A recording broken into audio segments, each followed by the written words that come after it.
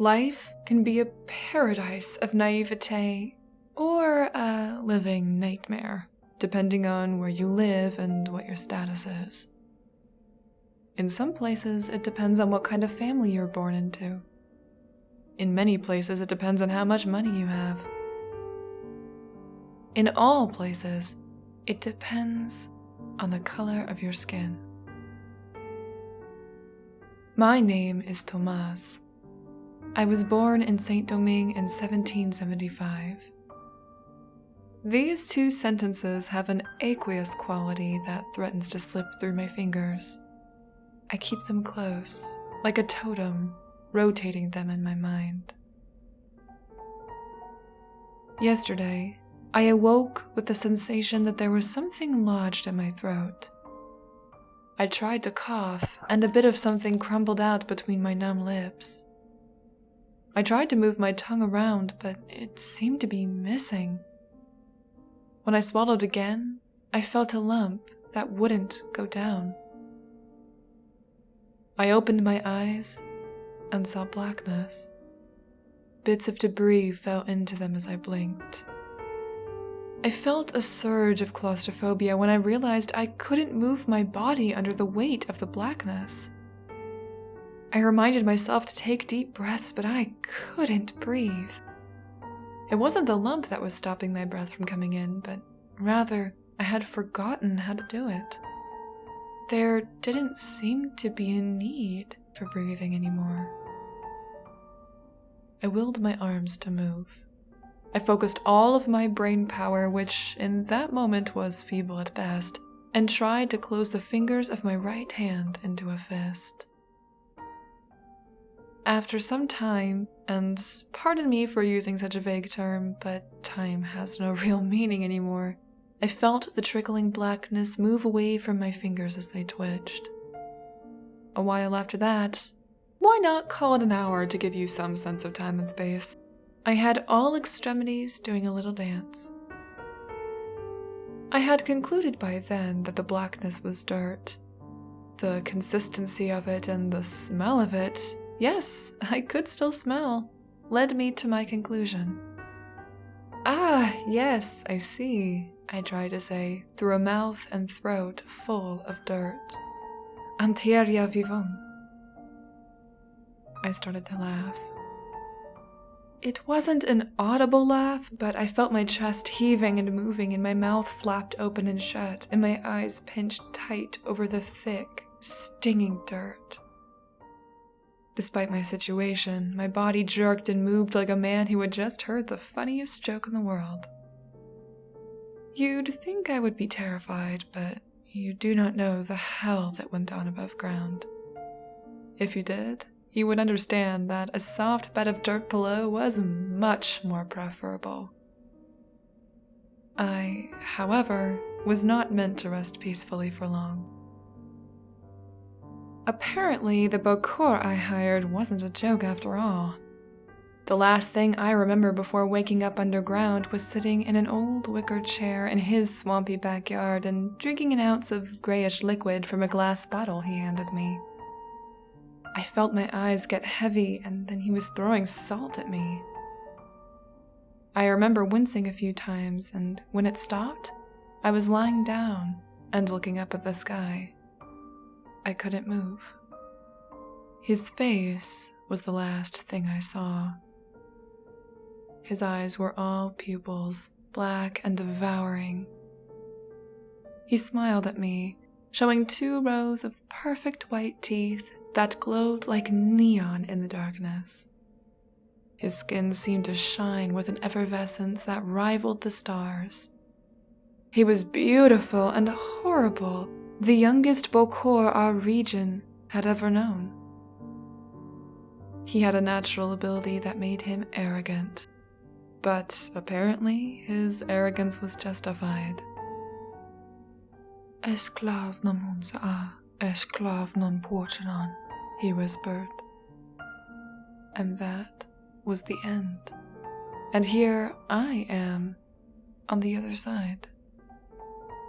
My body is not my own, even after death. I only hoped that the Bokor had the same vengeful intentions as I did. My name is Thomas. I was born in Saint-Domingue in 1775. Yesterday I clawed my way out of my grave of dirt and was born again unto the earth. Everything was on fire. The air was filled with thick smoke and screams. I tried to focus my eyes, but I could only see cloudy shapes. There was red and orange burning in the distance. People were running past me towards it. I tried to speak, but could only moan. It was then that I remembered C'est la vie. My little sister was just 10? 11? My brain was closing windows on me. Just as I was approaching a memory, slam, the window would close and shut me out, leaving me with my nose pressed against the glass like a starving child at the shop window. C'est la vie, named for Siège la vie, that's life. And what a short life she lived. C'est la vie, I tried, but only grunted. In an instant, there were hands with sharp fingernails clutching my shoulders. The nails pressed in and I arched my back, trying to buck them off. Shh, drink, the syrupy voice of the Bokor whispered. He pulled me down onto my back, tipped my head back, pulling my forehead with his palm and gripping my nostrils with his fingertips. The other hand poured a liquid down my throat. It felt like liquid fire and seemed to trickle right up into my brain. I could hear sizzling and popping. It was the sound of destruction, deteriorating tissue. My name is Thomas. I was born in Saint-Domingue in 1775. C'est la vie, c'est la vie, c'est la vie. Shh, esclave. Your chores for me are not so far off from your own desires. Rondatao. Surrender, the Bokor coaxed while holding my mouth shut. The screams of people around us continued on. War cries. The screams in the distance were those of surrender. Rondatao, c'est la vie. One more memory of her bubbled up, maybe as a gift from the Bokor. C'est la vie, my beautiful little sister, so full of life despite it all, walked beside me. Her lovely dark hair was peeking out from beneath a ragged white kerchief. The sun was setting, and we were walking home from the sugarcane fields. She was telling me about the butterfly that followed her all day long and how she thought it was grand paying a visit. She used her hands to mimic the butterfly softly floating on the breeze. Her small, graceful hands flew along next to us as we walked. The shadow on the ground looked like a real butterfly to me, and I complimented her on her skilled shadow puppetry. She giggled and pretended to talk to our long-dead grandmother who dropped from exhaustion in the fields one day and was hauled off in a wheelbarrow to be buried in a mass grave. I noticed the marks on C'est la vie's palms. The scabs looked new, like they had been bleeding just a few hours before. I took one of her hands and stopped her. She tried to pull it away from me and hide it behind her back. "Who did that?" I said. I dropped some of the shoots in the mud, she said with downcast eyes. "Who did it?" She wouldn't look at me. The scene unfolded in my fevered brain as if I was living it all over again. It was my fault. My hands were numb, and I didn't hold the bundle tight enough when I was carrying it to the wheelbarrow. She looked up at me with her lovely almond eyes brimming with tears. I knew who it was. The field master had taken an interest in C'est la vie. Sieste la vie.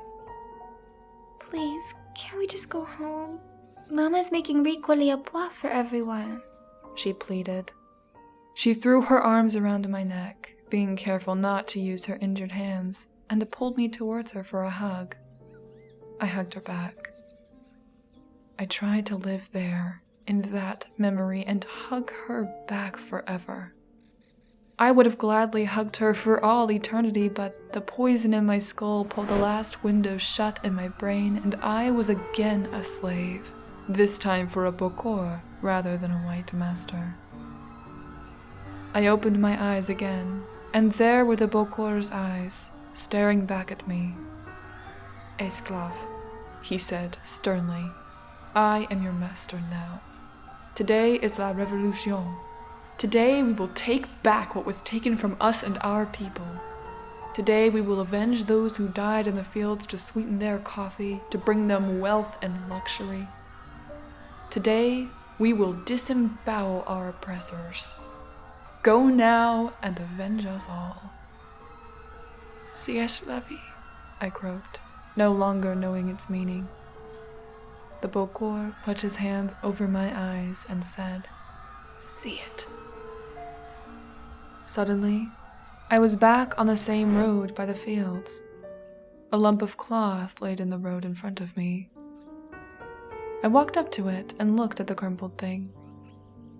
I pulled the cloth towards me and a small arm revealed itself. I knelt down and turned the thing completely over. It was C'est la vie. I could tell it was her despite the disfigured face.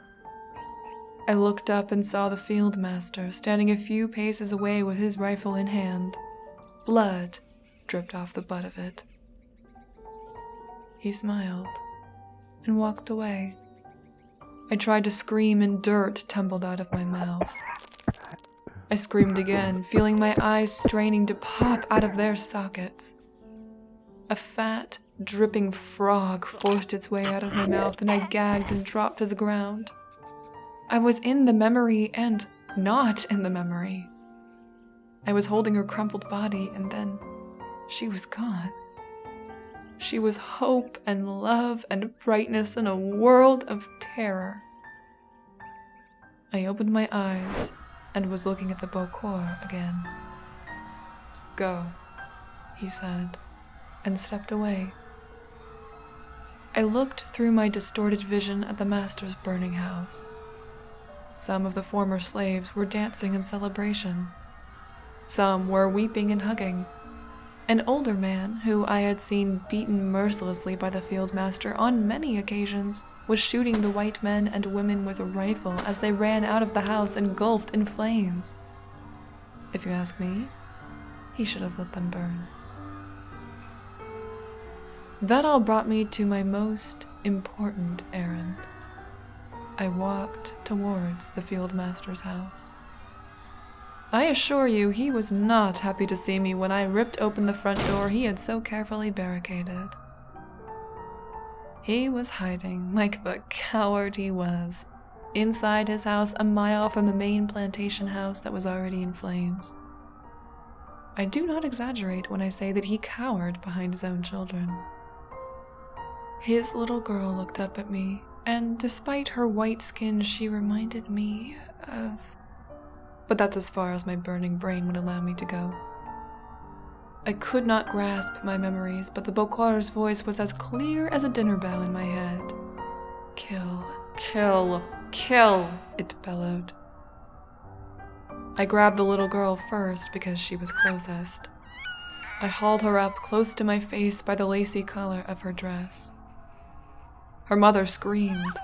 A shot rang out, and I looked over her blonde little head to see the field master pointing a smoking rifle at me. The little girl touched my arm and looked back at me with big, baleful eyes. I looked down and saw a hole in my arm where he had shot me. The hole was about 3 inches from his daughter's torso. Either the man had tremendous aim, or he didn't give a good goddamn about her safety. I looked into her eyes and, yes, she did reminded me of someone. Si est la vie. I growled, and a new lump in my throat wiggled and writhed up towards my mouth. I gagged, and an enormous swallow-tailed moth pushed its way out through my lips. I stuck my tongue out, still moaning in anger. The moth, balanced on my tongue, took a moment to primarily clean the dirt off of its body, exposing vibrant yellow wings. Then it took flight and floated out towards the window and up into the sky above the smoke. The little girl in my grip looked at me and smiled like I was a lovable magician and waved a tiny hand towards the moth as it escaped into the night. C'est la vie. I pursed my dirt-coated lips and kissed the top of her little blonde head and put her in one of the bedrooms where she couldn't watch. The Bokor tried to fight me on this. I could feel him in my head, urging me to shed blood and kill them all, but the image of C'est la Vie's hands mimicking the butterfly was tattooed in my moldy brain for good. No harm would come to the innocent under my watch. After depositing the little girl into her bedroom and showing her how to hold her hands over her ears to block out the sounds, I walked back into the hallway in time to catch the rest of the family trying to escape. I let the little boy and his mother go. Someone else would probably catch them anyway. The field master, however, I promptly caught and dragged back into the kitchen of his house that was built with the blood of my people. He tried to pummel me with his weak fists as I held him by the throat, but I couldn't feel any of it. "Monster! Monster!" he gasped. "Oui, un monstre," I growled. My anger surged as I looked at his pink face turning red and then purple. The Bokor's face smiled in my head. He allowed one more memory. I saw myself, face soaked in tears, stumbling through the jungle towards the Bokor's hut. I walked for miles to get to him. I cradled my sister's body in my arms the whole way. I walked through the night, and just as dawn kissed the sky, I reached his shack in the woods. He was standing outside, waiting for me. He was one of the Maroons who had escaped their masters to live in the wilderness, free to practice their religion, free to be alive on their own terms. "Can you help her?" I pleaded. He looked at C'est la Vie's broken body and shook his head no. I sank down to the floor and wept, rocking her back and forth. "I can, however, help you," he said, touching my forehead gently. I looked up at him, and without any explanation, I knew he meant revenge. As I drank his poison, I knew I was a pawn in some greater plan, but I didn't care. The Bokor's vengeance was mine, too. C'est la Vie's murder was one of the many injustices in the hell we called life.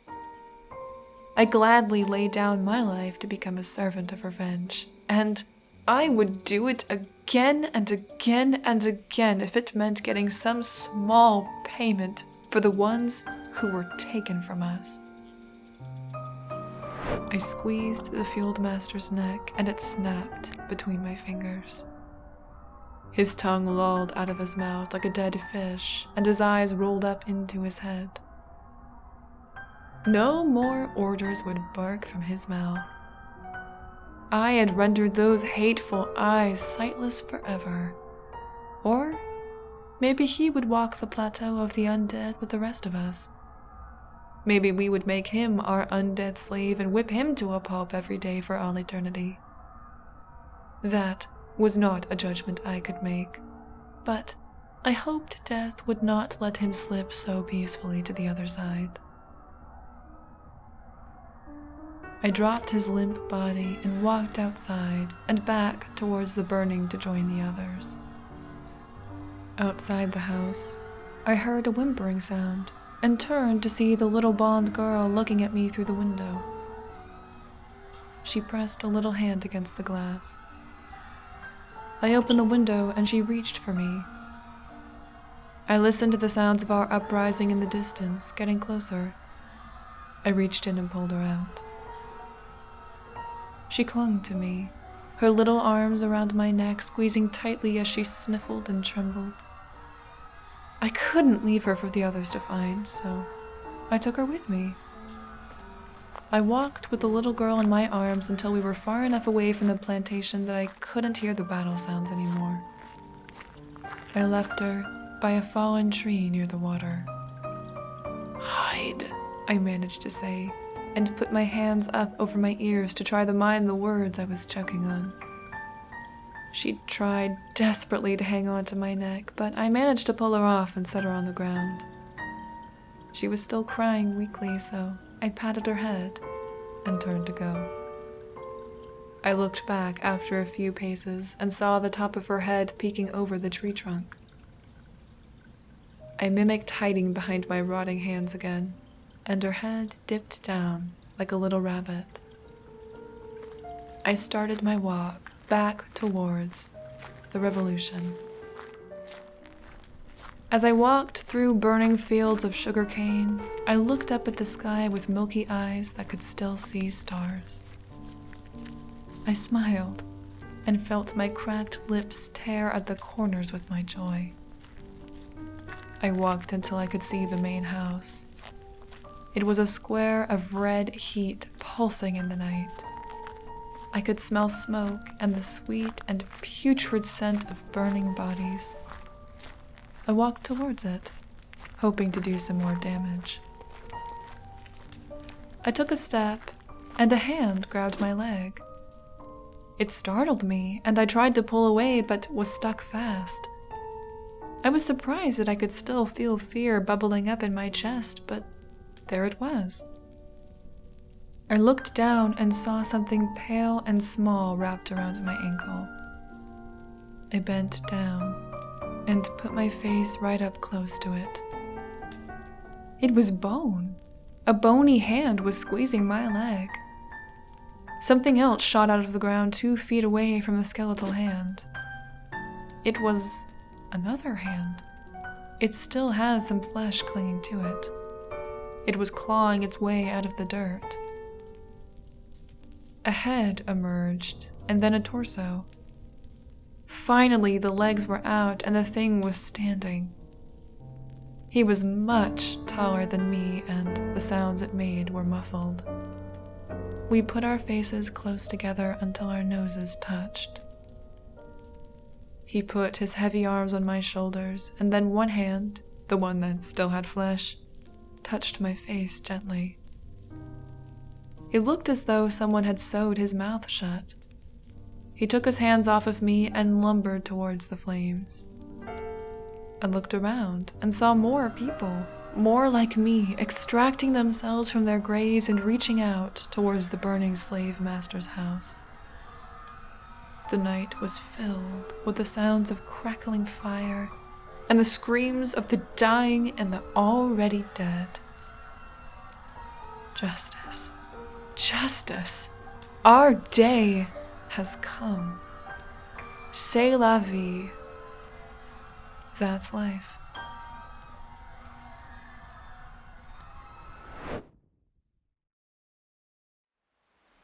A huge thank you to all of my poltergeists. Alex Schaefer, Bobby Tripp, Calderin, Daniel O'Connell, Erica Warren, Forever, Shadow Blackhawk, JTX31, Mark Zapan, Brian Horn, Spirit Father, Stephen Swiftbird, Twisted Skipster, Alternative Night, and Michael Folks. Your donations and continued support are so appreciated. So, as always, thank you. From the very bottom of my heart.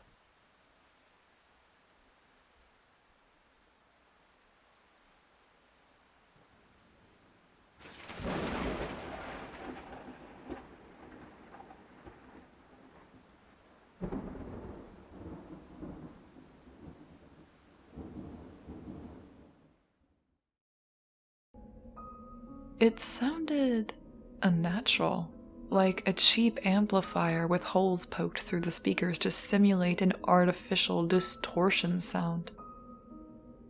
From his appearance, I surmised him to be homeless, sickly even. The way he shivered and shook under that damn dirty blanket, on a 76-degree spring morning no less, made me feel that odd combination of contempt and pity. The skin on his neck and face were loose and saggy, silver gray hair coming out from under that makeshift hood in clumps of tangled, greasy knots. His left eye was lazy, but the right seemed to pulse forward at me. "What?"